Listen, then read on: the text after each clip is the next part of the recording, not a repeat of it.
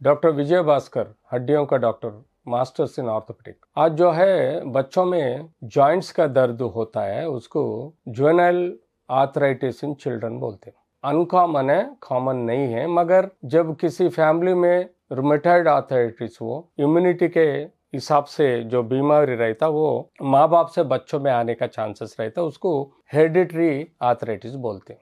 Arthritis बोलते घुटना नहीं तो कई जॉइंट्स में जो दर्द, डिफॉर्मिटी, स्वेलिंग और उसके साथ लाल होना, ऐसे तकलीफों को अपन आर्थराइटिस बोलते हैं। एक नहीं, दो नहीं, दो से ज़्यादा अगर जॉइंट्स दर्द होने लगते उसको अपन आर्थराइटिस बोलते। जो बच्चों में आया उसको जुवेनाइल आर्थराइटिस बोलते। मगर बच्चों में जो बचपन से जो हेरिडिटरी के हिसाब से बीमारी आती है वो उसको जुवेनाइल रूमेटॉइड आर्थराइटिस बोल के बोलते हैं। जैसा कि उनमें पैदाइशी बॉडी में इम्यून सिस्टम खराब रहने से और टेढ़ा रहने से उनके अंदर एंटीबॉडी एंटीजन रिएक्शंस के वजह से जो घुटने के नहीं तो कई जॉइंट्स, छोटे जॉइंट्स में सूजन, दर्द, लालपन होना और बिल्कुल जो मूवमेंट नहीं रहा तो उसको जुवेनाइल रूमेटॉइड आर्थराइटिस बोल के बोलते। तो उनका टिपिकल हिस्ट्री रहता कि छोटे छोटे जॉइंट्स में ज़्यादा दर्द होने लग जाता, हर 15-20 मिनट को एक जॉइंट से लेकर दूसरा जॉइंट दर्द होने लग जाता है, बाद में बड़े जॉइंट्स में दर्द होता। उसके हिसाब से सुबह उठते ही उनको जॉइंट्स में स्टिफनेस रहता, जैसा कि पूरा जॉइंट्स पकड़ लिए जैसा होता है। और जब जब गर्मी आता तो गर्मी में जॉइंट्स का दर्द कम होने लग जाता है। ये जो दर्द घुटने का नहीं तो आर्थराइटिस जो है वो ठंड सीजन में ज़्यादा रहता, गर्मी सीजन में कम रहता। और इनको कभी कभी छाती का रूमेटॉइड कार्डाइटिस भी रहता, कहीं उनको गले में तकलीफ आ रहे थे। इसी चीज़ों को अपन हिस्ट्री लेके प्रॉपरली असेस करना बहुत ज़रूरी है।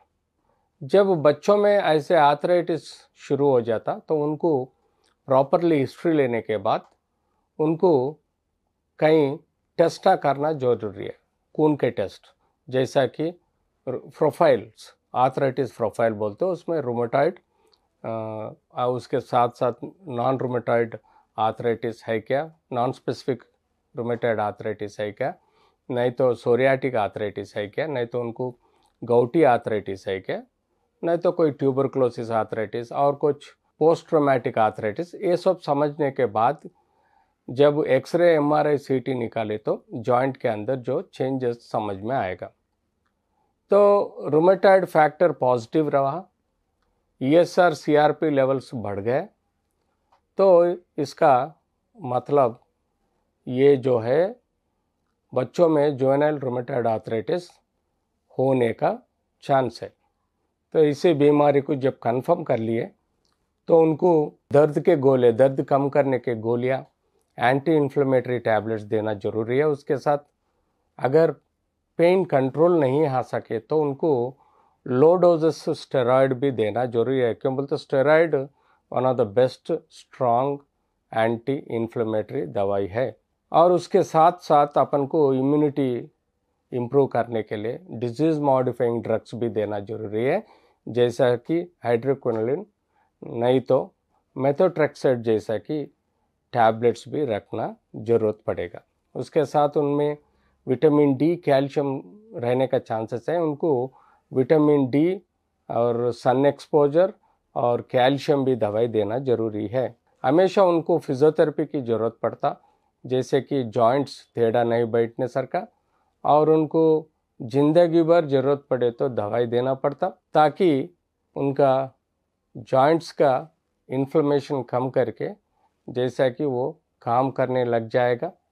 जब फिजियोथेरेपी करे तो काम करने के लिए भी ठीक होगा। जुवेनाइल रूमेटॉइड आर्थराइटिस जो एक बार जिंदगी में आया तो वो छोड़ नहीं सकता, जिंदगी भर उसके लिए दवाई लेना जब कहीं घुटना नहीं तो कई जॉइंट्स में टेढ़ा हो तो उसको इंट्राआर्टिकुलर इंजेक्शंस भी दे सकते। अगर बहुत टेढ़ा हो गए तो उसको ऑपरेशन करके भी जॉइंट को सीधा कर सकते हैं। इसी हालत से हम जो जुवेनाइल रूमेटॉइड आर्थराइटिस को ट्रीट कर सकते हैं।